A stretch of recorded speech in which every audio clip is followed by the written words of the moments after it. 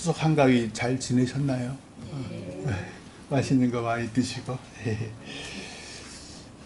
갑자기 날씨가 쌀쌀해져서 감기 기운이 있으신 분들이, 저도 감기 기운이 있나 지금 뭐 계속 극하고 있습니다. 오늘 아침에도 나오기 전에 TV를 봤더니 그 배드민턴 세계 1위 안세영 선수가 또 중국 천위페이랑 또 단식 한판 붙는 것 같던데, 준결승이지, 이제 4강이죠. 준결승인 것 같은데, 2년 전에 이 안세영 선수가 도쿄 올림픽 때 단식 8강, 그러니까 준결승에 올라가기 위해서 이제 8강에서 이 천위페이랑 붙었는데, 그때 2대 0으로 졌습니다. 계속 천위페이만 붙으면 지는 거예요. 그러자 이제 인터뷰를 언론과 했는데 이렇게 얘기를 하더라고요. 저는 그 말이 너무너무 이 심장이 팍 와닿았어요. 쉬는 날 없이 훈련했는데 기대만큼 성과가 안 나온 것 같아 너무 많이 아쉬워요. 후회 없이 준비해 이 정도의 성과가 나왔거든요. 그런데 그렇게 준비해도 안 됐으니까 앞으로 더 열심히 준비해야겠지요. 그 말이 그냥 이렇게 열심히 했는데 보통은 안 되네요 이렇게 얘기해야 되는데, 더 열심히 준비해야겠지요. 그리고 그 후로 정말 열심히 준비해서 그로부터 1년 후에는 천위페이 만나면 이기는 거예요. 만나면 이기고 세계 1위가 되고 드디어 이제 오늘 아침에 또 천위페이랑 붙는데 이길 줄 믿습니다. 왜? 세계 1위입니다. 안세영이가 다 이겨버렸습니다. 믿음은 바라는 것들의 실상이요 보이지 않는 것들의 증거다라고 오늘 1절에서 말씀하시잖아요. 즉 믿음은요 실상이요 증거라는 거예요. 믿음은 허공에 있는 게 아니라 우리 눈으로 볼 실상이고 너희가 사람들 앞에서 보여줄 증거다라고 얘기를 하시는 거예요. 그렇게 노력했는데도 안 되면 포기해야 하는데 승리할 수 있다고 이 안세영 선수가 다시 믿은 거예요. 그래서 더 노력을 했고 그 믿음대로 그 노력대로 결국 세계 1위가 되어서 저 멀리 보지 않던 승리를 결국은 얻게 되더라. 믿음은 바라는 것들의 실상이더라. 우리는 지금 가난하지만 부유한 미래를 꿈꿔요. 우리는 지금 아프지만 우리 장로님 기도해 주신 대로 하나님께서 내 아픔을 잘 아시니까 치유해 주십사. 안 아프게 해 주십사. 더 이상 이런 고통의 근원이 없게 해 주십사. 건강한 미래를 바라는 거예요. 그 바람대로 하나님께서 반드시 이루어 주셔요. 왜? 믿음은 바라는 것들의 실상이요 보이지 않는 것들의 증거라고 하니까요. 단 하나님의 은혜만 바라시면 안 돼요. 안세영 선수처럼 내가 할 수 있는 최선의 노력을 다하고 최선을 다해서 예배하고 기도하고 그 위에 하나님의 은혜를 바라는 것들, 그것이 우리 믿는 사람들의 본분입니다. 지난 목요일날 저녁 저는 늘 설거지를 하면서 영화를 한 편씩 봐요. 그 조그만 그 아이패드에다가 넷플릭스 영화를 이렇게 한 편 켜놓고 보는데 허접한 영화도 많은데요. 지난 목요일에 봤던 힐빌리의 노래라는 게 참 오늘 주제랑 참 맞는구나 생각을 했어요. 힐빌리 저도 처음 들었어요. 힐 언덕 그 산등성이를 힐이라 그래요. 힐빌리, 그 힐에 사는 백인 남자들을 보통 빌리라 그래요. 빌리. 그래서 그 미국 중부의 에팔레치아 산맥이 쫙 흘러가고 있어요. 그 산맥의 주변에 사는 백인들, 가난하고 교육받지 못한 백인들을 힐빌리라 그래요.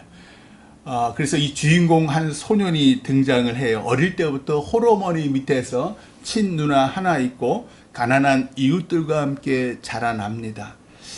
엄마는 간호사였지만 병원에서 그만 환자에게 줄 그 마약 그 알약을 자기가 먹고 롤러스케이트를 타다가 그 마약에 중독되니까 모르는 거예요. 어렸을 때 막 고등학교 때 막 그 롤러스케이트 타던 거를 마약을 먹으니까 갑자기 고등학생이 된 거예요. 그래서 쫓겨나요. 병원에서 해고가 되고 여자가 혼자 살라니까 힘들잖아요. 그러니까 이 남자 저 남자와 만나고 헤어집니다.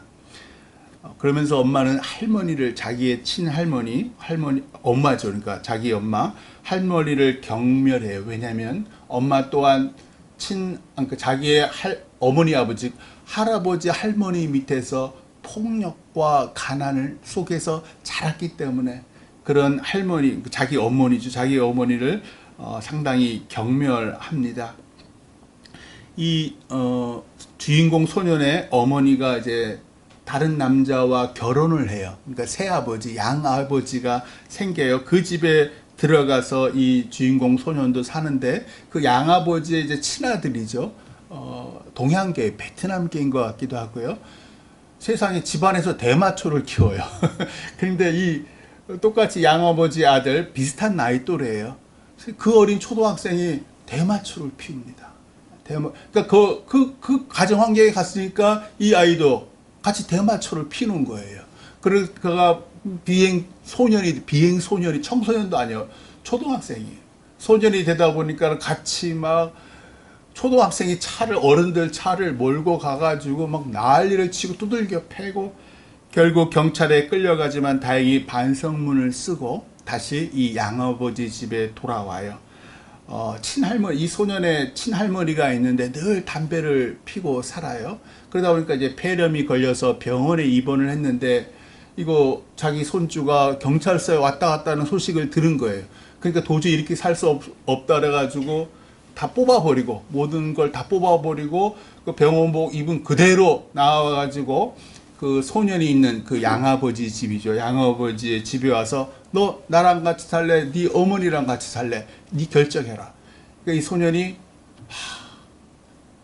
고민하다가 할머니를 따라가요. 그래서 할머니와 같이 이제 둘이 사는데 그러니까 할머니 생각은 그래요. 이 가난과 마약과 학대가 대물림되는 걸 막고 싶었던 거예요. 그래서 이 친손주만큼은 자기가 그 몸을 하고서도 키웠던 거죠. 근데 이 손주가 할머니 집에 와서도 계속 그 예전에 그 양아버지 집에서 물들었던 것처럼 아무것도 안 하고 뭐 게임이나 하고 막 이러고 있는 거예요. 그러자 단호하게 할머니가 손자에게 얘기해요. 노력하지 않으면 기회는 오지 않는다. 그 기회는 쉽게 오지 않지만 기회가 오면 반드시 잡아라. 너 잡을래 말래? 너 돌아갈래? 예전 삶을 돌아갈래? 지금 나와 함께 너 새 삶을 살래? 라고 선택을 하게 해요. 그러자 주인공 소년이 달라져요. 할머니를 도와서 설거지와 집안일을 하고 초등학생임에도 방과 후에 일을 해요. 가게에 가서 일을 하고 틈틈이 시간을 내 공부해요. 너무 가난해서 수학 문제를 풀 전자 계산기를 살 수가 없는 거예요. 82달러를 하거든요. 그러니까 이게 가서 그냥 쓱 훔쳐요. 근데 주인한테 걸리죠. 그러니까 이제 할머니 오라 그래. 그래 할머니가 와가지고 그 돈 물어주고 난 다음에 주인공 아이에게 이제 전자 계산기를 줍니다. 그러면서 할머니가 손자에게 이렇게 말해요. 매일의 올바른 선택으로, 매일매일의 올바른 선택으로 너 자신을 이 나락에서 구할 수 있다. 이 얘기를 하는 거예요. 그래서 이 소년이 열심히 공부를 해서 전교생 400명 중에 2등이 돼요. 그래서 오하이오 주립대학에 들어가고 돈이 없으니까 해병대에 지원해서 학비를 그러면 미국이 저 모병제하는 이유가 그 대학 학비를 다 대줘요. 그리고 월급도 주고요. 그래서 대학을 다니고 졸업 후에는 미국 최고의 대학 예일대학, 하버드 밑에 이제 같이 예일대학 로스쿨 법률대학원에 들어가요. 법학대학원에 들어갑니다. 거기서 공부를 꽤 잘했어요. 그리고 이제 미국 최고의 로펌, 그러니까 법률회사죠. 법률회사에 이제 면접을 보게 되었는데 하필이면 그때 헤로인에 찌들은 엄마가 지금 병원에서 위독하다는 전화가 누나한테 오는 거예요. 맞을 수 없겠냐고. 면접이 내일인데 이 기회를 놓치면 안 되는데 그럼에도 불구하고 누나가 간곡하게 원하니까 그 옛날 일이 막 생각나는 거예요. 그래서 결국은 뉴욕에서 그 자신이 그 자라났던 그 오하이오까지 오는 거예요. 한 10시간을 와요. 와서 어머니 이렇게 퇴원하는 거 수속 밟고 뭐 이것저것 과정을 거쳐요. 그때 근데 당장 엄마는 나랑 있어달라고 여관에서, 나는 지금 면접 보러 가야 되는데 면접 보겠다 했는데 엄마는 잡아요. 가지 말라고, 나랑 함께 있어달라고. 그때 돌아가신 할머니의 유언이 딱 생각나는 거예요. 이렇게 얘기하셨어요. 주님께서 너와 함께 하시니 강해져야 한다. 주님께서 너와 함께 하시니 강해져야 한다. 지금 엄마는 나 아니래도 누나가 있고, 뿐만 아니라 엄마는 늘 이 상태 계속 이거 반복이잖아요. 이 기회가 아니면 안 되는 거예요. 주님께 맡기라는 거죠. 그래서 이제 10시간에 걸쳐서 다시 뉴욕으로 와서 그 미국 최대 로펌 회사의 면접을 보고 다행히도 취직이 되어서 지금은 아주 성공한 변호사와 사업가로 더 이상 힐빌리로 살지 않는다. 그러면서 자기가 책을 쓴 거예요. 그걸 실화로 영화를 만든 겁니다. 믿음은 바라는 것들의 실상이요 보이지 않는 것들의 증거입니다. 가난한 우리가 세상 다른 가난한 사람과 다른 건 우리가 하나님 안에서 성공할 수 있다고 믿기 때문입니다. 보이는 것들이 모두 암흑이더라도, 저 금토동에 많은 사람들이 믿지 않고 늘 제사 드리면서 희야디야 살지라도 우리는 빛이신 하나님께서 우리와 함께 하시면 내가 바라고 꿈꾸는 것들을 반드시 이루어 주실 거라고 믿습니다. 그 믿음대로 우리가 지금까지 우리 자식 새끼들, 나는 비록 못 먹고 가난했지만 우리 자식 새끼들만큼은 내가 교육시키겠다고. 제가 금토동에 와서 우리 장로님들, 집사님들, 권사님들 쭉 잘하신 얘기들, 자기 얘기보다 주로 남의 얘기를 많이 하죠. 아이고, 그렇게 어려운 상황에서도 저렇게 자식들을 잘 키우셨구나. 그렇게 젊은 날 고생해서 지금 이렇게 떵떵거리고 사시는구나. 그런 걸 제가 많이 들었거든요. 믿음이, 하나님을 향한 믿음이 이루어진 거죠. 대한민국도 요즘에는 세계 경제 대국 지위가 10위였는데 이 정권 들어서고, 물론 이제 나라 사정이 어려워졌죠. 13위로 떨어졌지만 여전히 경제 대국이 되었고 세계가 부러워하는 문화 강국이 되었습니다. 일본의 식민지였다면, 우리 대한민국이 일본의 식민지였다면, 그래요. 세계 2위 경제, 3위 경제 대국, 일본의 국민이죠. 근데 그럼 뭐 합니까? 2등 국민이에요. 절대로 꿈 못 꿉니다. 제가 저희 아들, 딸 데리고 왜 한국에 돌아왔게요? 미국에 살아보세요. 유색인종 이렇게 생긴 사람들 절대로 저 꼭대기에 못 가요. 전문 직업은 할 수 있어요. 그것이 일본 사람들 어떤 사람들입니까? 무서운 사람들입니다. 따라서 보이는 대로 스스로 낭망하지 않을 것, 보이는 대로 다른 사람을 차별하지 않을 것.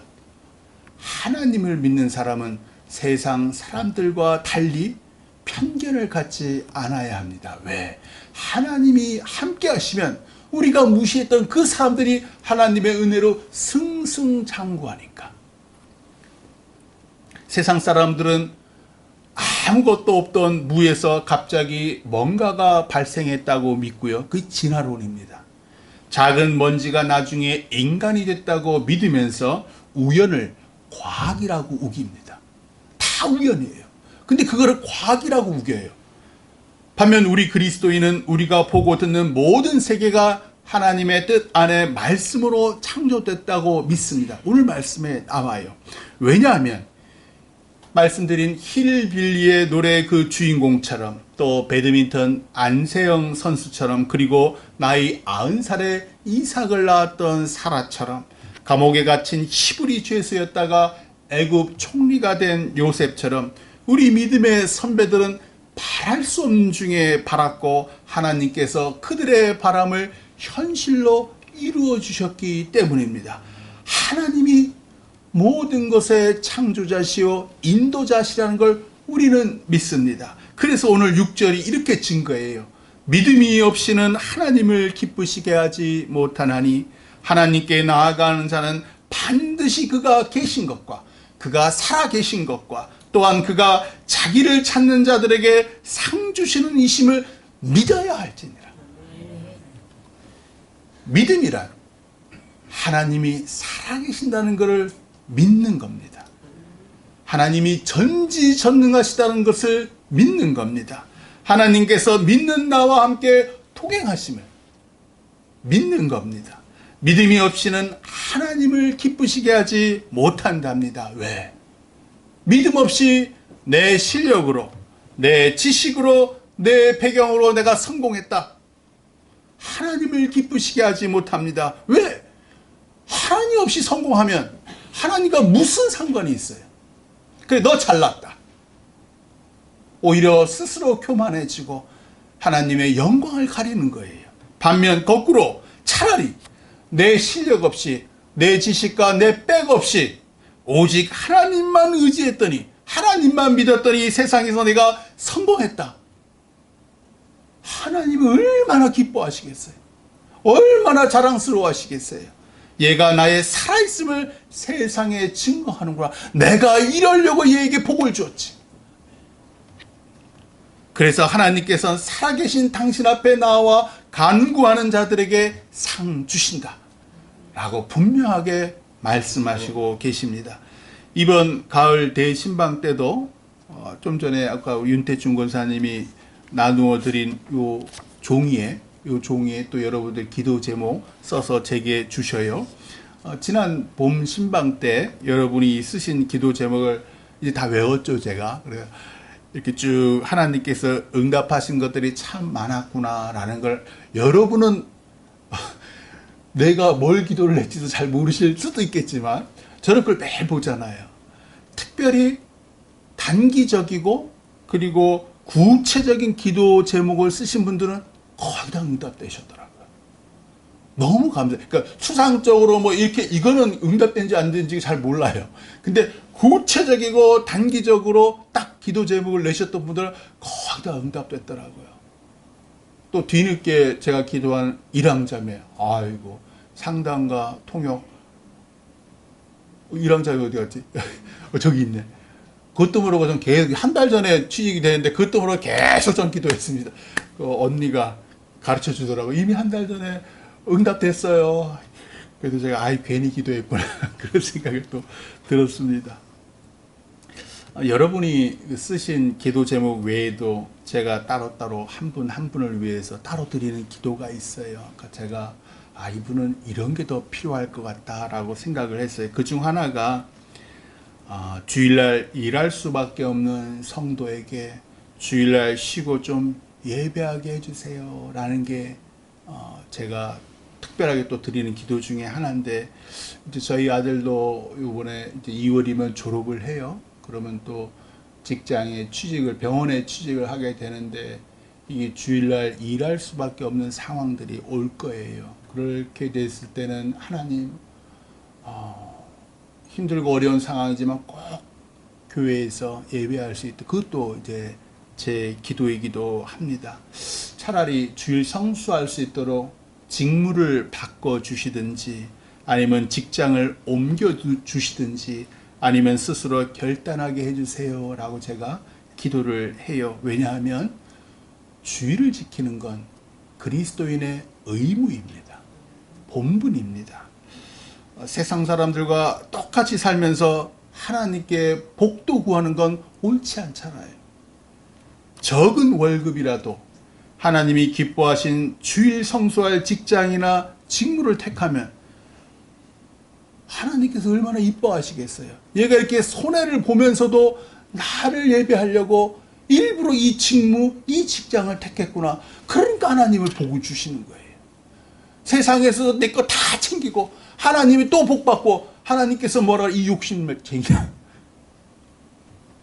세상 사람들 보기에는 우리가 주일을 지키는 게 이기적으로 보일 수도 있어요. 그러면 주 중에 더 열심히, 내가 주일을 지키기 위해서 쉬었기 때문에 주 중에 더 열심히 일하면 오히려 처음에는 이기적으로 보였던 내가 그들이 보기에 야, 쟤는 정말 하나님 제대로 믿는구나. 하나님이 영광 받으시는 거예요. 그렇다고 제가 무조건 주일을 지키라는 건 아닙니다. 예수님께서 말씀하셨던 그 선한 사마리아인 비유가 있잖아요. 주일 예배하러 오시는 길에 누가 다쳤어요. 또는 누가 생명에 큰 위급한 일이 있어요. 그럴 때는 그분을 먼저 구해야 되는 거예요. 예배에 늦게 오셔도 괜찮고요, 못 오셔도 괜찮아요. 왜? 그 생명 구하는 일이 가장 최우선이니까. 우리 예수님도 안식일날 병자들 치유하셨잖아요. 배고파 죽는 그 제자들이 미리 싹 잘라 먹는 거 괜찮다고 말씀하시잖아요. 안 믿는 친구가 주일 오전에 결혼을 해요. 그럼 그 결혼식에 가셔요. 친구를 많이 축복해 주세요. 대신 그 친구에게 복음을 전하세요. 그리고 다른 주일날 더 열심히 예배하세요.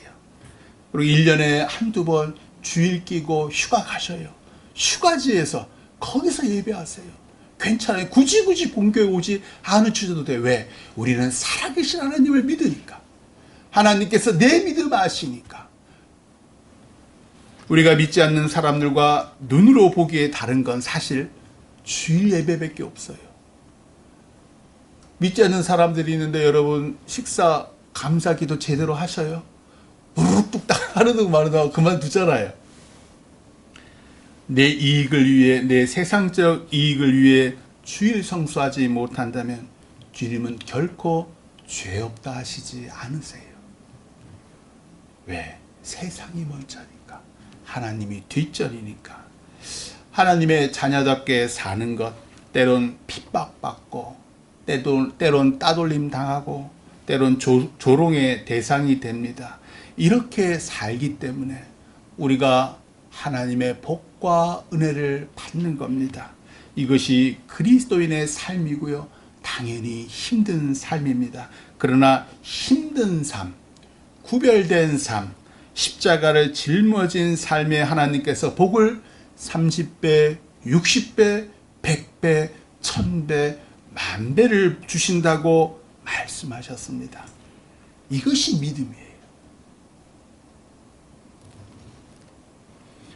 세상에서 제일 많이 손해본 사람이 예수님입니다. 예수님께서 하나님 아버지가 십자가에 죽어라. 네 죄 때문이 아니라 사람들의 죄 때문에 십자가에서 죽어라. 이보다 더 억울하고 손해보는 일이 있습니까? 근데 예수님께서 하나님 말씀에 순종해서 억울하지만 십자가에서 죽임을 당하셨더니 아버지 하나님께서 부활과 승천의 복은 물론이요 천하 만민을 심판하는 하나님 우편에 앉히시잖아요. 하나님께서는 믿는 자에게 반드시 합당한 상을 주십니다. 하나님을 믿어서 복받은 사람으로 오늘 말씀에서 아벨과 에녹이 나와요. 오늘 말씀 뒤에는 노아도 나오고요, 아브라함도 나오고요, 사라, 이삭, 야곱과 요셉, 그리고 모세와 기생 라합이 등장해요. 히브리서 11장을 유심히 보면요, 많은 구절을 한번 보셔요. 믿음이 엄청 많아요. 특별히 3절 보세요. 믿음으로, 4절도 믿음으로, 5절도 믿음으로, 6절은 믿음이 처음 시작할 때 다 이렇게 시작해요. 7절도 믿음으로, 8절도 믿음으로, 9절도 믿음으로, 11절도 믿음으로, 계속 믿음으로. 그래서 히브리서 11장을 믿음장이라고 해요. 오늘 말씀 4절에서 아담의 둘째 아들 아벨이 첫째 아들 가인보다 더 나은 제사를 하나님께 드려 의로운 자라 하시는 증거를 얻었다라고 말씀하세요. 그 이유가 어떤 목사님들, 이런저런 목사님들 막 해설을 엄청 해요. 가인은 농사지은 첫 소산을 들여서고 아벨은 목자로서 첫 양 새끼를 줬기 때문에 하나님께서 아벨을 더 의롭다 그랬다. 천만의 만만의 말씀입니다. 오늘 말씀은 뭐라 그래요? 아벨의 믿음이 가인보다 더 나았기 때문이다. 믿음으로 아벨은 가인보다 더 나은 제사를 하나님께 드렸다. 아벨 그가 죽었으나 그 믿음으로써 지금도 말한다. 우리 마음과 믿음을 꿰뚫어 보시는 하나님께서 아벨이 제사 드릴 때 하나님을 향한 믿음이 가인보다 더 나았기 때문에 아벨의 제사를 받으시고 축복하신 겁니다. 그러면 가인의 입장에서 내가 다음번에는 내가 아벨보다 더 깊은 믿음으로 더 정성껏 하나님께 나의 재물을 드려야지 라고 생각하면 하나님께서 가인을 칭찬하셨죠. 근데 그만 믿음이 없어서, 믿음이 얕아서 마귀가 틈을 타요. 저놈만 죽이면 하나님이 나만 이뻐할 것 같아요.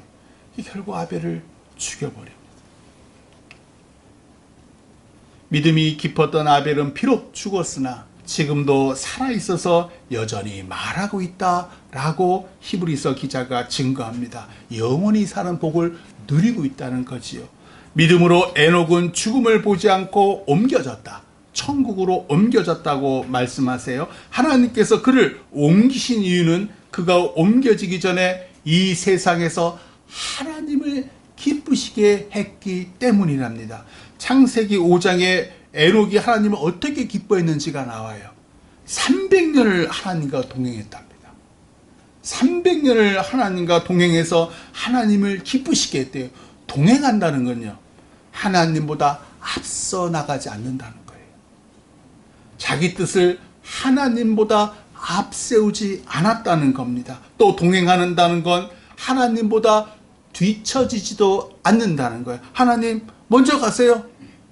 저는 뒤따라갈게요. 하고서 뒤에서 안전하고 게을리고 이러지 않았다는 거예요. 하나님 옆에 딱 붙어서 하나님 뜻에 몸과 마음을 순종하는 것, 그것이 동행하는 겁니다. 그래서 에녹은 죽음을 보지 않고 하나님 품으로 옮겨지는 복을 받습니다. 아까 말씀드린 대로 히브리서 11장에 여러 믿음의 사람들이 등장하다 맨 끝 보시면 히브리서 11장 맨 끝 39절 40절에 이렇게 증거해요. 이 사람들은 다 믿음으로 말미암아 증거를 받았으나 약속된 것을 받지 못하였으니 이는 하나님이 우리를 위하여 더 좋은 것을 예비하셨은즉 우리가 아니면 그들로 온전함을 이루지 못하게 하려 하심이라. 하나님께서 우리를 위하여 약속하신 더 좋은 것, 믿음의 조상들을 온전케 하는 것, 그게 뭘까? 그게 12장 2절에 나와요. 2절 보세요. 믿음의 주요 또 온전하게 하시는 이인 예수를 바라보자. 그는 그 앞에 있는 기쁨을 위하여 십자가를 참으사 부끄러움을 개의치 아니하시더니 하나님 보좌 우편에 앉으셨느니라. 우리를 위해서 하나님께서 약속하신 더 좋은 건 예수님이라는 거예요. 십자가 대속으로 우리를 죄에서 구원하셨고 예수님 이전의 조상들 또한 당신의 피로 온전케 하셨다. 우리는 하나님께 최고의 상 구원뿐만 아니라 다른 상도 받고 싶습니다. 성공하고 싶고요. 특별히 우리 자녀들 좀 물질적으로도 부했으면 좋겠고 세상에서 저 높은 곳에 있었으면 좋겠습니다. 적어도 남에게 좀 이렇게 꿀리지 않는 그런 거 원합니다. 이 상을 받기 위해서 우리는 하나님을 기쁘시게 해야 합니다. 오늘 말씀은 하나님을 기쁘시게 해라. 그러면 너희가 반드시 상을 받으리라. 하나님을 기쁘시게 하는 방법, 그 기본은 주일 성수예요. 주일 성수도 어렵잖아요. 더 하나님을 기쁘시게 하는 방법이 뭐예요? 믿지 않는 영혼 구원하는 거, 전도하는 거. 어떻게 하면 주일 성수를 지키면서 믿지 않는 영혼들도 구원해서 하나님을 기쁘시게 할 수 있을까? 그 방법이 12장 2절에 나오는 거예요. 예수님이 한 방법을 너희도 따라하라는 거예요. 십자가에 너를 못 박아라. 하나님 믿는다고 조롱하며 놀리는 사람들 위해 기도해라. 그들을 긍휼히 여기고 그들을 사랑해라. 예수님처럼. 그들이 하기 싫어하는 일, 그들이 직장에서 힘든 일 다 서로 하기 싫은 걸 네가 맡아. 내가 바보예요? 너 바보처럼 살아. 예수님이 바보처럼 살았잖아. 세상 사람은 다 이기적으로 살아. 그것이 세상의 당연한 이치야. 그러나 우리 그리스도인은 예수님처럼 바보처럼 살아. 저들의 죄를, 저들이 하기 싫은 일을 내가 또 안고 가. 나를 평가하고 나를 온전케 하시는 분은 세상이 아니라 하나님이시니까. 오직 예수님만이 나를 칭찬하시고 나에게 힘드시며 내 힘든 삶을 통행하시니까. 그분이 그분 앞에 있는 기쁨을 위하여 부끄럽고 치욕스러운 십자가를 참으셨듯 우리 또한 부끄러움을 개의치 않고 내 삶의 십자가를 짊어질 때 하나님께서 상 주시고 당신의 보좌 우편에 앉히십니다. 그때 믿지 않는 사람들이 내 안에 계신 예수님을 만나 구원받습니다. 영혼 구원은요, 말로 전도하는 시대가 이미 지났어요. 우리 삶으로. 우리의 이타적이고 예수님 닮는 모범적인 삶을 통해서 믿지 않는 한 영혼이 구원을 받습니다. 예수님처럼 기꺼이 십자가 짊어지시고 믿음의 삶을 향하여, 믿음의 상을 향하여 하나님과 동행하시기를 주님의 이름으로 축원합니다. 기도하겠습니다.